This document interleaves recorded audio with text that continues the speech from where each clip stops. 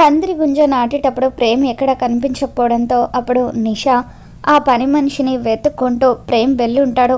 ఒకవేళ అదే కనుక జరిగితే ఈరోజు నాటాల్సింది పందిరి గుంజ కాదు, మా పెళ్ళి అని చెప్పి ఈరోజే మా పెళ్ళి జరిగిపోవాలి అని నిషా అంటూ ఉంటుంది. లేదా మా ప్రేమ్ బాబు ఎక్కడికి వెళ్ళలేదు, ఇంట్లోనే ఉన్నాడు అని చెప్పి చంద్రిక కవర్ చేసే ప్రయత్నం చేస్తూ ఇల్లంతా కూడా ప్రేమ్ కోసం వెతుకుతూ ఉంటుంది. ఇకప్పుడు కార్లో ప్రేమ్ నిద్రపోతూ ఉంటాడు. చంద్రిక ప్రేమ్ దగ్గరికి వచ్చి ప్రేమ్ బాబు త్వరగా రండి ప్రేమ్ బాబు అని పిలుస్తూ ఉంటే, నేను రాలేను చందు, చామంతి లేని ఇంట్లో నేను ఉండలేను అని చెప్పి ప్రేమ్ అంటూ ఉంటాడు.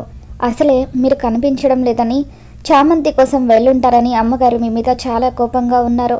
అక్కడ నిషా కూడా ఇప్పుడు మీరు కనుక రాకపోతే డైరెక్ట్గా పెళ్ళి జరిపించేయమని అమ్మగారికి చెప్తుంది.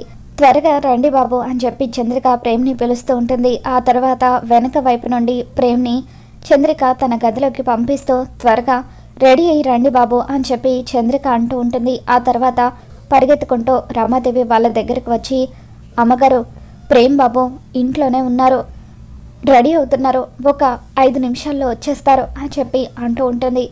ఇక దాంతో రమాదేవి, చూసావు కదా నిషా, నా కొడుకు నా మాట జవదాటడు, వాడు నాకు ఇచ్చిన మాట ప్రకారం ఆ చామంతిని వెతుక్కుంటూ ఎక్కడికి వెళ్ళడు అని చెప్పి రమాదేవి అంటూ ఉంటే, అయితే సరే ఆంటీ అని చెప్పి నిషా అంటూ ఉంటుంది. తర్వాత ప్రేమ్ త్వరగా రెడీ అయ్యి పందిరి గుంజ నాటి దగ్గరికి వస్తాడు.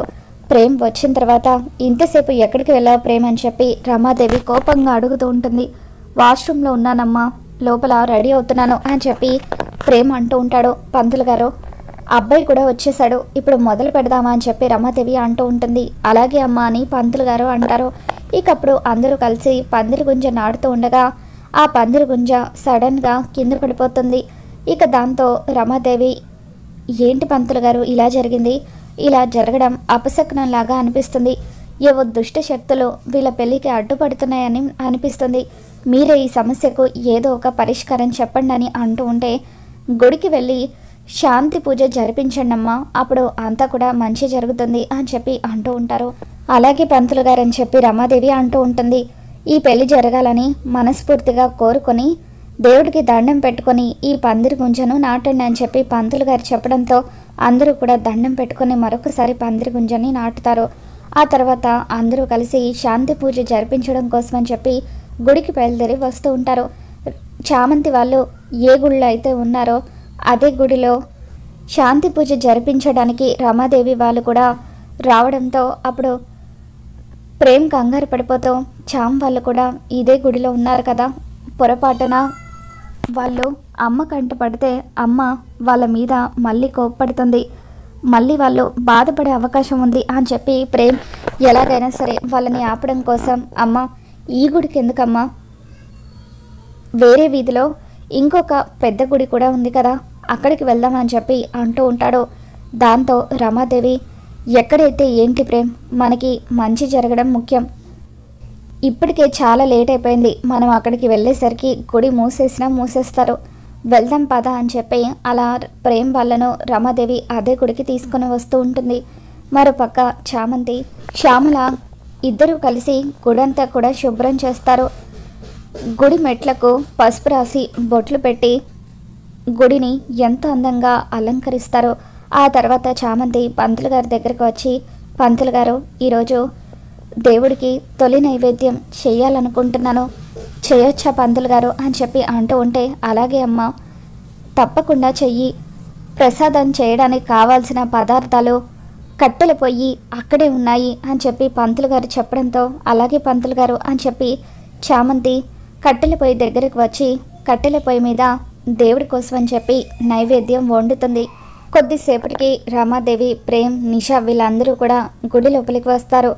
గుడి లోపలికి వచ్చిన తర్వాత రమాదేవి పంతులు గారితో మాట్లాడుతూ, పంతులు గారు మా అబ్బాయికి తనకి త్వరలో పెళ్లి జరగబోతుంది, వీళ్ళిద్దరి పెళ్లికి ఎటువంటి ఆటంకం కలగకుండా ఉండాలని శాంతి పూజ జరిపిద్దామని గుడికి వచ్చాము, శాంతి పూజ జరిపించడానికి ఏమేం కావాలో చెబుతారా పంతులు గారు అని చెప్పి రమాదేవి అంటూ ఉంటే, ముందుగా అమ్మాయి చేత దేవుడికి నైవేద్యం వండించండి, అదిగో ఆ కట్టెల పొయ్యి మీదే నైవేద్యం చేయమని చెప్పండి అని పంతులు గారు అంటూ ఉంటారు. ఇక దాంతో రమాదేవి నిషా పంతులు గారు చెప్పినట్టుగా నైవేద్యం చేద్దు కానీ పదమ్మా అని చెప్పి నిషాని తీసుకుని కట్టెల పొయ్యి దగ్గరికి వస్తుంది. ఇకప్పుడు నిషాకు కట్టెల పొయ్యి వెలిగించడం కూడా రాక ఇబ్బంది పడుతూ గాలి బాగా వీస్తుంది కదా, అందుకే పొయ్యి వెంటనే ఆరిపోతుంది అని చెప్పి నిషా అంటూ ఉంటే అప్పుడు రమాదేవి ప్రేమ్తో, రే ప్రేమ్ చూస్తున్నావేంటి, వెళ్ళి అమ్మాయికి సాయం చేయని చెప్పి అంటూ ఉంటే అప్పుడు ప్రేమ్ సరే అమ్మా అని చెప్పి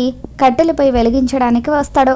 మనస్ఫూర్తిగా దేవుడికి దండం పెట్టుకొని ఎటువంటి ఆటంకం రాకూడదని కోరుకోండి అని చెప్పి పంతులు గారు అంటూ ఉంటారు. ఇక దాంతో ప్రేమ్, స్వామి ఎట్టి పరిస్థితుల్లోనూ నిషాతో నా పెళ్ళి మాత్రం జరగకూడదు, చామంతి తను అనుకున్నది ఖచ్చితంగా సాధించాలి, చామంతి ఎప్పుడూ సంతోషంగా ఉండాలి అని చెప్పి ప్రేమ్ చామంతి గురించి మనసులో కోరుకుంటాడు.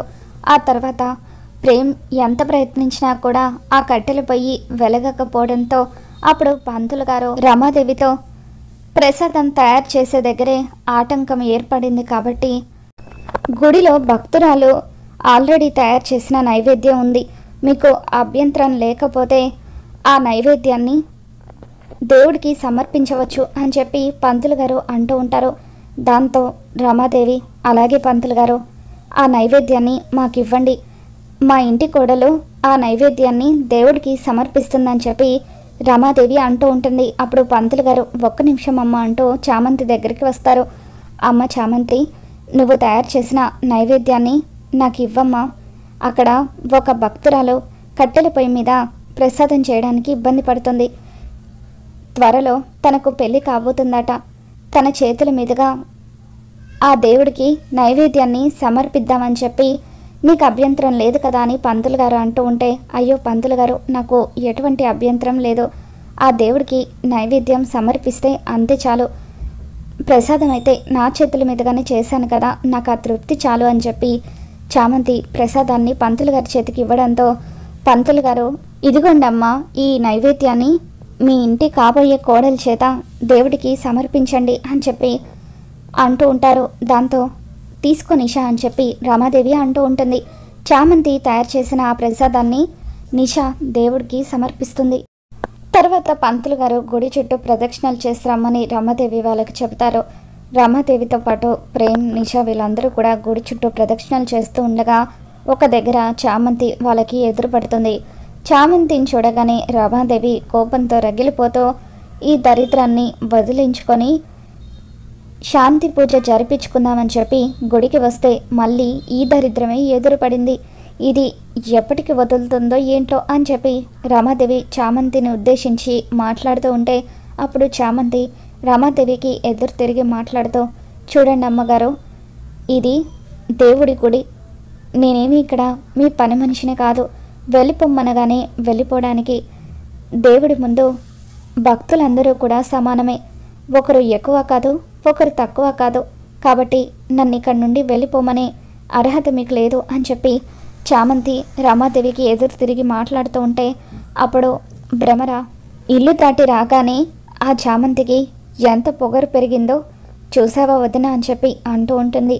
అవును, అంతా చూస్తూనే ఉన్నాను, కానీ ఇది గుడి కాబట్టి దాన్ని ఏమి చేయకుండా వదిలేస్తున్నాను అని చెప్పి పదండి వెళ్దామంటూ రమాదేవి ప్రేమ్ వాళ్ళని తీసుకొని అక్కడి నుండి వెళ్ళిపోతూ ఉంటుంది.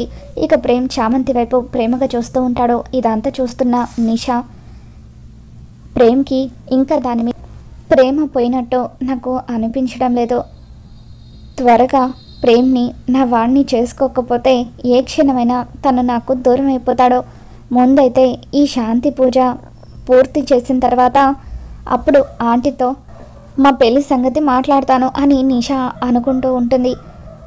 శాంతి పూజ పూర్తయిన తర్వాత నిషా రామాదేవితో, ఆంటీ మీరేమనుకోకపోతే నేను మీతో ఒక మాట చెప్పాలనుకుంటున్నాను, ప్రేమ్ని నేను అనుకున్న ముహూర్తం కంటే ముందుగానే పెళ్లి చేసుకోవాలని అనుకుంటున్నాను అని నిషా అంటూ ఉంటుంది. దాంతో రామాదేవి ఎందుకు నిషా అని అంటూ ఉంటే, ఏమో ఆంటీ, ఉదయం పందిరి గుంజ నాటుతూ ఉంటే అలా జరగడం, ఈరోజు శాంతి పూజ కోసం గుడికి వస్తే ఈ చామంతి ఎదురవ్వడం, ఇదంతా చూస్తూ ఉంటే నా మనసుకి ఎందుకో కీడు శంకిస్తుంది, అందుకే రేపే మా పెళ్ళి మీరు గుడిలో ఎందుకు జరిపించకూడదు, గుడిలో సింపుల్గా మా పెళ్ళి జరిగిపోయినా పర్వాలేదు, కావాలంటే రిసెప్షన్ని గ్రాండ్గా ఏర్పాటు చేద్దామని చెప్పి నిషా అంటూ ఉంటుంది. ఇక దాంతో రమాదేవి, సరే నిషా నీ ఇష్టం, ఒకసారి మీ నాన్నగారితో కూడా మాట్లాడిన తర్వాత మనం నిర్ణయం తీసుకుందామని చెప్పి రమాదేవి అంటూ ఉంటుంది.